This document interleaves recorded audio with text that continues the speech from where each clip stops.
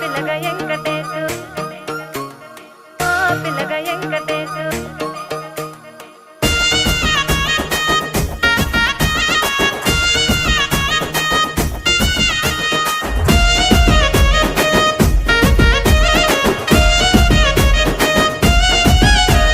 సిద్ధిరాల మనసు నాది చిన్నగా పోతుంటావో చూడక పోతుంటావో ఇంట్లో చిన్నదాన్ని నేను సిద్ధిరాల